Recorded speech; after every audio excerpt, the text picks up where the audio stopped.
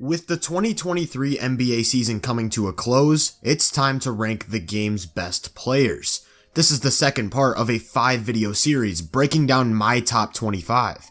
But before we continue with the rankings, I'll do a quick rundown of my criteria. The question I'm answering is, if I'm trying to contend for a championship, who's going to offer the most value at that level? This means I'm more focused on the playoffs, looking at the different skill sets and tendencies of each player in the context of a competitive team. I'm also looking at when these players are actually on the floor. Injuries weren't heavily considered unless they directly impacted that player's production.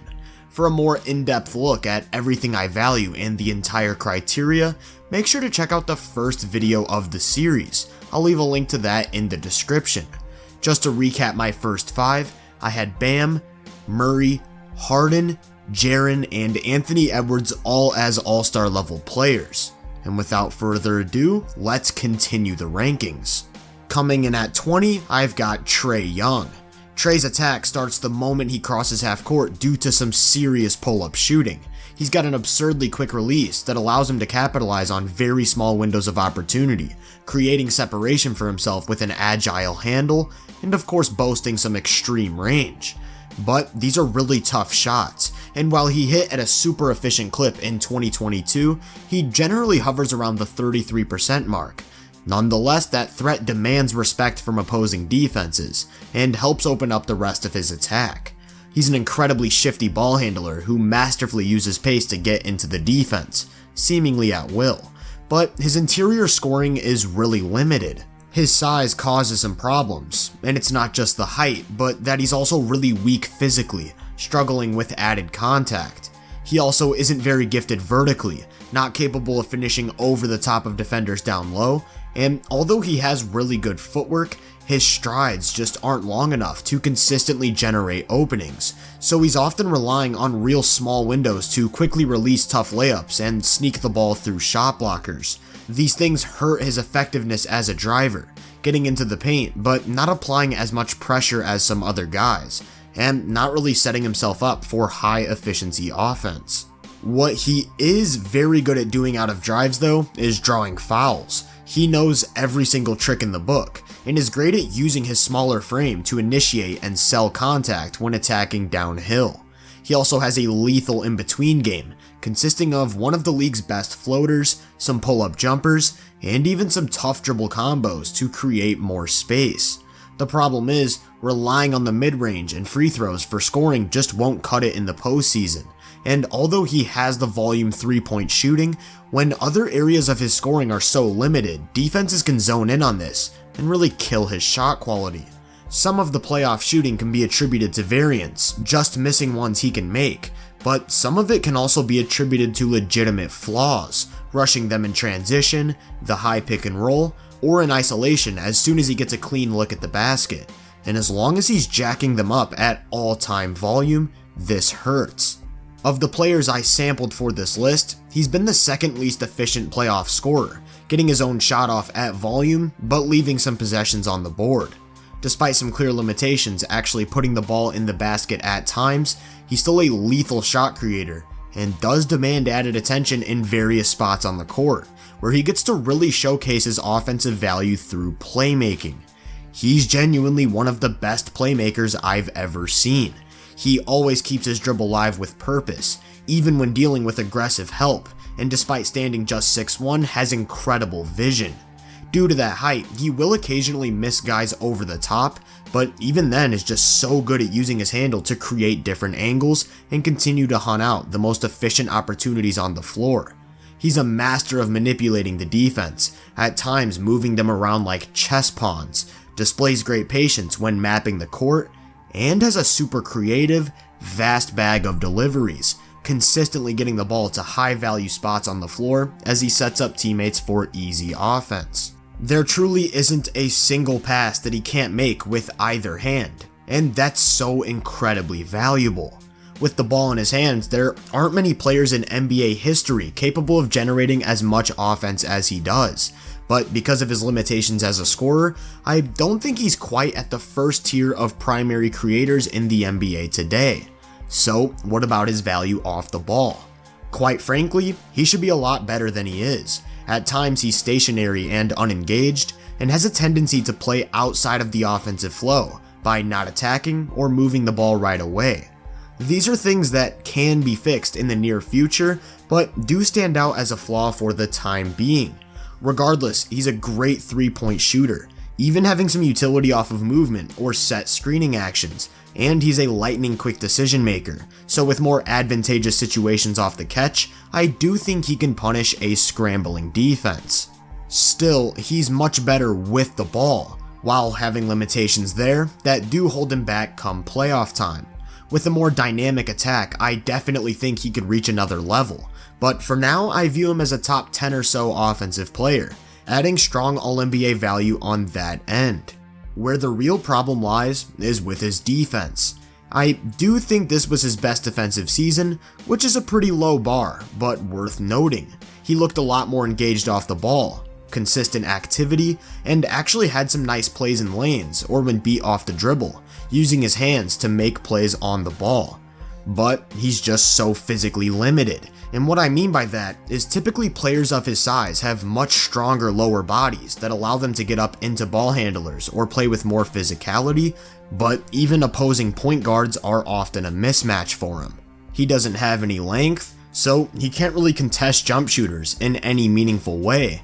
And he also doesn't have the best technique on the ball, so Atlanta often has to play 4-on-5 to cover for him getting beat, which is really tough in the playoffs.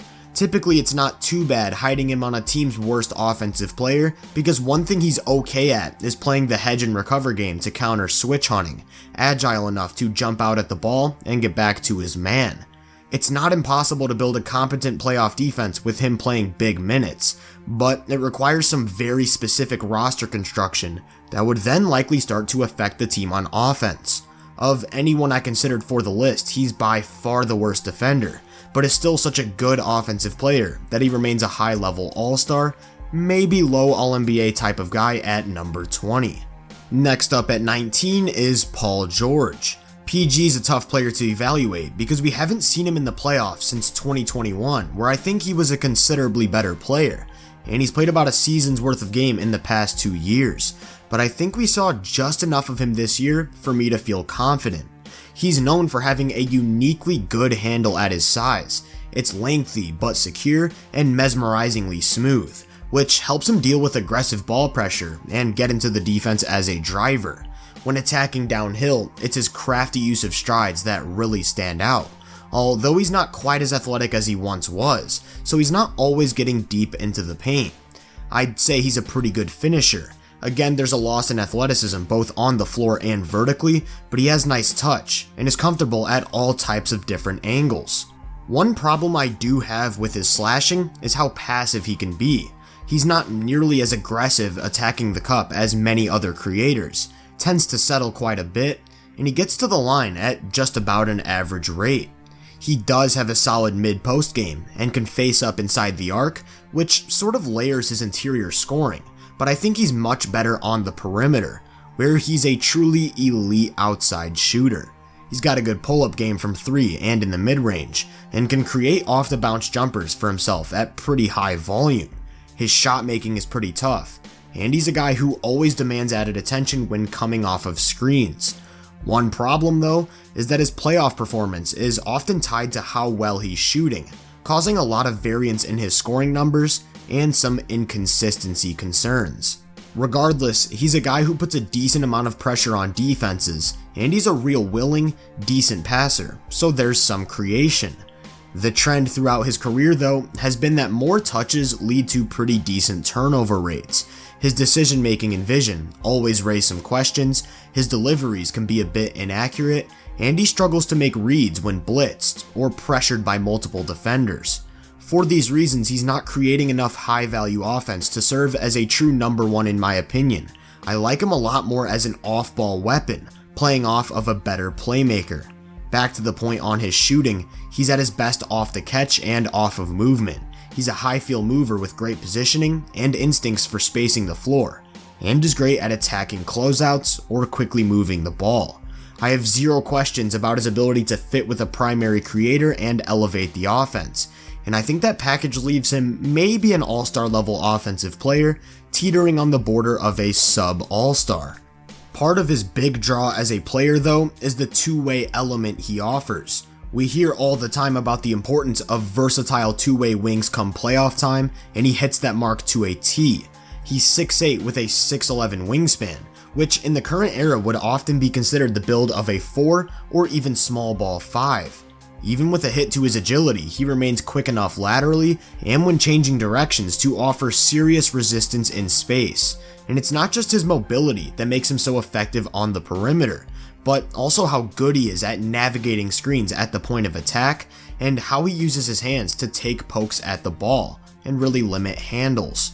Away from the ball, I do question his motor and consistency at this point. There are moments where the added age and multiple injuries stand out, but he's still a really smart helper who just destroys passing lanes and even offers some rim protection when sliding down to the paint.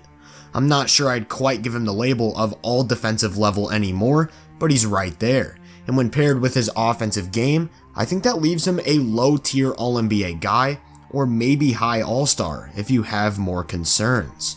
As for number 18, that's Kyrie Irving. When Kyrie's name comes up, many people think of the ball handling, and rightfully so. It's not just the wide array of moves and creativity, but that every step is taken with intent and with perfect ball security. Rarely ever will you see him lose the ball or get ripped, and as a result, he doesn't really turn it over. That handle serves as a basis for his on-ball attack, capable of creating his own shot from anywhere on the floor, which leaves him an incredibly tough cover in isolation, just cooking defenders one-on-one in a multitude of ways. What stands out most to me about Kyrie's game though is his all-time great shooting. He truly has one of the most versatile perimeter scoring profiles ever.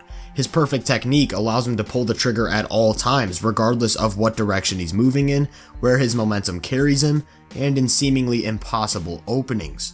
Of course, because of the handle, he can create at volume, but he also doesn't really need too much space because he's an unreal difficult shot maker.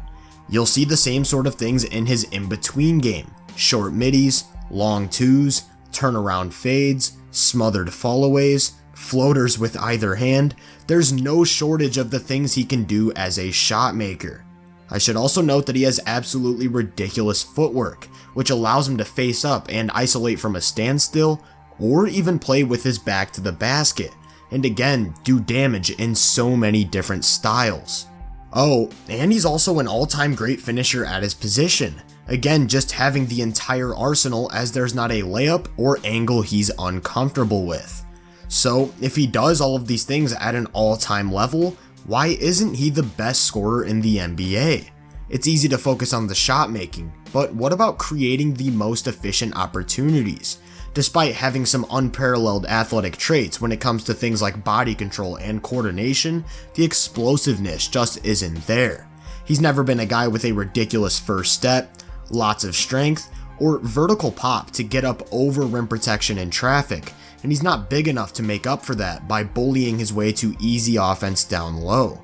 As he's aged, these things have only regressed. At one point, he was a guy who could get to the rim 5 or 6 times a game, but that just isn't the case anymore, and by nature of being a slithery driver, he's getting to the line even less than that, so his off-the-charts free throw numbers aren't really being put to much use. As a result, a ton of his offense is just relying on that tough shot making, and while he's one of the best we've ever seen in that regard, it does put a cap on how much he can create and how efficiently he does it, especially come playoff time.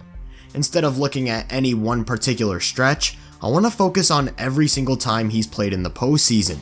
You can visibly see just how much of a weapon he was in those Cleveland days, and of course playing with LeBron helps, while in other years he's dealt with some injuries or relatively small samples, but I do think there's a noticeable decline. Of course he still puts pressure on the defense at all 3 levels. He doesn't have the best vision in the world, not a guy who's going to anticipate a ton of reads and really pick apart the opponent as a playmaker, and he tends to over-dribble sometimes when quick passes are available, handling through traffic and falling back on lower percentage looks. With that said, he can and does capitalize on his gravity well. He's a talented passer who's comfortable going to a ton of different deliveries and creative angles, a really good creator. Like I mentioned earlier, he's very low error, takes great care of the ball even if he isn't making the highest value finds on the floor. While he's infamous for what he can do with the ball, I actually like him most as a scoring weapon away from it. He's been a part of some historic offenses as a supporting star as opposed to the driver. It all stems from that all-time shooting. He's absolutely lethal off of movement and when spotting up, and he's a high-level, active mover that will take advantage of aggressive off-ball defense with sharp cutting. Off the catch, he's always decisive, destroying closeouts or tilted defenses while on the move, where he can serve as either a scorer or connector to keep the defense in rotation. In totality, you have a very effective 3-level scorer and creator who can make plays out of that threat, and play off of other playmakers as an off-ball weapon. So, although he's no longer at the peak level, I do still think he's an All-NBA level offensive player. Defensively, I like his activity and motor. He's shown to be a guy that will buy in. He's got pretty good technique on the ball, not at all a traffic cone, navigates screens pretty well, and has active hands. He's also willing to play physical, but obviously lacks size, strength, length, so he's vulnerable against bigger creators, limiting his versatility as he's kind of locked onto opposing guards matchup-wise.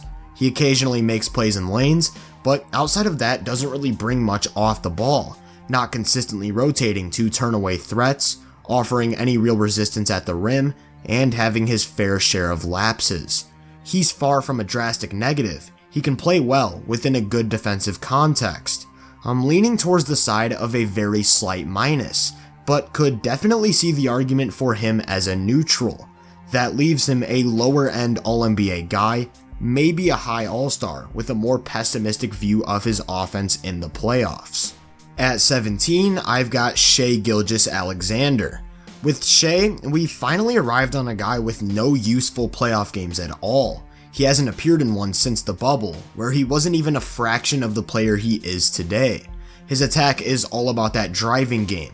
He's mastered the change of pace, stopping and going on a whim to burn the first line of defense with ease. The way he controls his momentum and body at all times is ridiculous, always on balance, even when it doesn't feel humanly possible.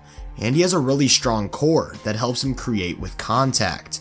He pairs these functional athletic traits with an elite handle to just get anywhere he wants inside the arc, sporting a massive 6'11" wingspan, but with tight dribbling and amazing ball security. He's creative as a slasher, improvising throughout his attack with all types of different counter moves to get as close to the basket as he possibly can.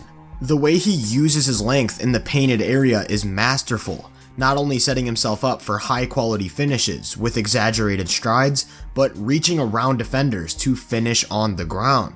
He doesn't need vertical pop to score at a high level down low because he has unlimited angles on the floor. And remember, he's 6'6", so he can do these sorts of things through traffic and has angles over the top as well. Now, what I think separates this particular version of Shai from others is that he became one of the game's best mid-range scorers, which pairs with his driving perfectly. He's an absurd space creator, super smooth pull-up jump shooter, and will throw a series of up fakes, pivots to more comfortably get into his shot. These things also allow him to create out of the post on occasion, going to short fadeaway jumpers or step throughs. He ties all of these skills together perfectly when attacking, and is absolutely amazing at getting to the line, which has left him one of the game's most unguardable isolation scorers, breaking down whoever stands in front of him one-on-one. Despite not having much threat from beyond the arc, I think his inside scoring game is more than layered enough to be playoff proof. He's truly one of the best scorers on the planet. And of course, his ability to get to the highest pressure points in the defense demands added attention. He's a very capable playmaker. He's not a super high level passer. I think he anticipates openings well in the pick and roll, but when isolating is more reactive, seeing an extra defender and passing as a counter. This is still very effective because of how aggressively he's defended, often creating advantages just one pass away and making some high leverage reads to create opportunities at the rim. I think he could maybe be the primary creator on a contending offense depending on the off-ball talent around him. There's no denying how many advantages he creates and how ridiculously talented of a self-generated scorer he is. But what about his value off the ball? I mentioned he's not much of a three-point shooter, also isn't a real active cutter, but I do think he's a willing mover and has shown to be a quick decision maker off the catch when given those opportunities. To this point, he hasn't really played next to another creator since taking that leap, but I feel comfortable saying he'd be able to maintain most of his value in that scenario. Just to compare to Kyrie from one spot prior, I think he's better on the ball and as a lead guy, but slightly worse when supporting or next to another playmaker. I also view him as an All-NBA level offensive player. I think defense is a lot tougher to evaluate without some playoff games to go off of as a reference, because generally players look a lot different when being attacked or just having to make plays against more specific scheming. Oklahoma City uses him in the role of a chaotic playmaker, letting him freely roam the court and make plays. I think his activity and instincts stand out. He's good at recognizing threats and positioning himself to take them away, whether that's stunting on drives, tagging rollers, or sliding down to cutters. That 6'11" wingspan allows him to cover serious ground, and he's got lightning quick hands that enable him to make a ton of plays on the ball. That length, along with his rotations, even allow him to offer some rim protection, which for his position is pretty huge. I do think he overhelps a bit too much. He can cover space on closeouts, but is vulnerable to attacks, so there are times where he's giving up a numbers advantage by being over-aggressive. It's the same when he's defending on the ball. He doesn't have the quickest feet and isn't at all a good screen navigator, which allows attackers to get into the defense, although he is pretty good at playing from behind and recovering. Those active hands help him on the perimeter, disrupting ball handlers, and because of his lower body strength, he can deal with added bumps or contact and hold his ground, which also gives him an element of switchability, offering resistance against some bigger creators. Overall, I think he has a lot of positive qualities and will develop into a pretty strong defender, but for now his limitations both on and off the ball hold him back. I think a small plus would be fine, but I'm leaning more towards a neutral come playoff time, which keeps him at an All-NBA level overall. Next up at 16 is Ja Morant. Over the last two spots, we talked about a slithery, shifty driver in Kyrie and a more methodical, change of pace, lengthy attacker in Shea, and Ja Morant's sort of a combination of the two, along with some of the most explosive athleticism we've ever seen. He has a ridiculous first step and is more agile than anyone, a creative, lengthy handle with good ball security, and these things make him probably the hardest player in the NBA to stay in front of. He gets a paint touch seemingly whenever he wants, even against the game's best playoff defenses. When added help is brought, he can get right through that too, constantly changing directions, stopping and going, keeping his dribble alive as he hunts for gaps to cut into. He uses his length extremely well. Every single stride he takes is done with purpose, just efficient movement, and even when it feels like every possible attack is closed off, he just creates a new angle out of thin air, and can gather in every way imaginable. Oh, and he of course has a ridiculously explosive 44-inch vertical with extreme hang time, unrivaled mid-air body control and contortionism, and absolutely ridiculous touch as a finisher. Over the past 3 playoffs, he's attempted 7 shots at the rim every 75 possessions, a mark that only Giannis has eclipsed among the players I sampled, and he's a 6'2" guard. This sort of rim pressure also helps him get to the line at a decent rate, and forces defenses to sell out to the paint, opening up the short mid-range. He's been going to the mid-range pull-up as a counter a bit more, but still isn't a good enough shooter to consistently punish softer coverages. Most commonly, it's the floater he's looking to get to in these spots, but even that is still a relatively low percentage shot for him as well. Another thing that driving threat does is forces defenders to sag off of him on the perimeter or go under ball screen actions, and although he's not a great shooter, he will take advantage of that space by knocking down some open jumpers. As a scorer in the playoffs, he's been able to ramp up the volume a decent amount, and has had some incredibly explosive nights against high-level defenses, and I think with a more effective pull-up midi, just a bit more accuracy on his floaters, he can boost his efficiency a couple percentage points. But regardless, he's an incredible shot creator who consistently collapses the defense. In my opinion, his passing is vastly underrated. The range and velocity immediately stand out. There's not a spot on the court he can't get the ball to at high speeds.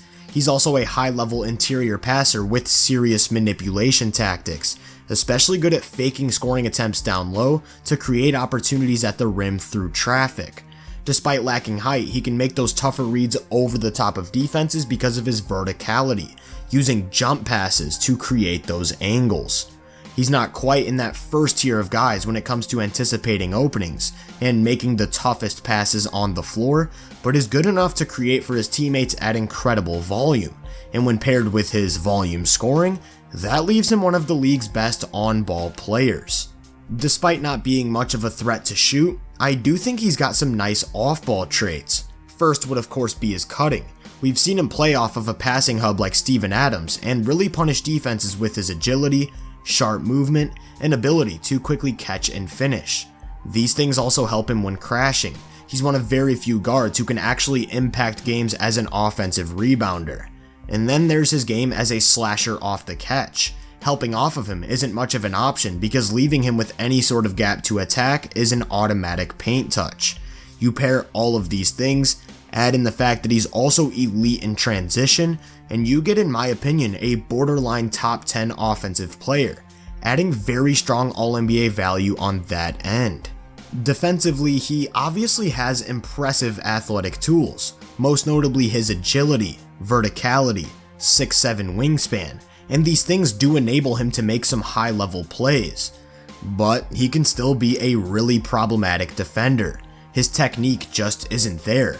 A narrow stance leaves him vulnerable to quick changes of direction, and he routinely gets taken out of the play by screens. He doesn't quickly decide which path he wants to take, and will choose bad angles that lead to more contact. Or he'll guess where an attacker's going with a quick hop, which, if wrong, is an automatic blow-by. A lot of his time spent on defense is playing catch-up from behind, and although he has the tools to make these plays, it just isn't a sustainable model. To make things worse, he doesn't have a big frame and is relatively weak physically, so he's not a guy who can seamlessly switch actions or pick up bigger creators. He sort of has to defend smaller guards in space or hide on weaker offensive players. His positioning off the ball can be a massive question mark, as well as his motor and consistency, but it doesn't always matter because of his incredible athleticism. I actually think he's very similar to Trae Young when it comes to defensive issues, except if Trae was a historically great athlete, and that matters. He's definitely a noticeable negative, but nowhere near the point where it's impossible to surround him with competent defensive structure. This of course brings him back a bit, but overall is still a solid All-NBA guy in my opinion. Just to recap my 16 through 20, I've got Ja, Shea, Kyrie, and PG as All-NBA level players, and Trae as a high-end All-Star. To stay tuned with the rest of the list, make sure to drop a like, subscribe, and turn my post notifications on. If you're interested in some more of my in-depth research, make sure to check out my website and social media profiles. You can find those links in the description. Feel free to let me know down in the comments what you agree and disagree with so far. As always, I hope you all have a great day, and I'll catch you guys in the next one.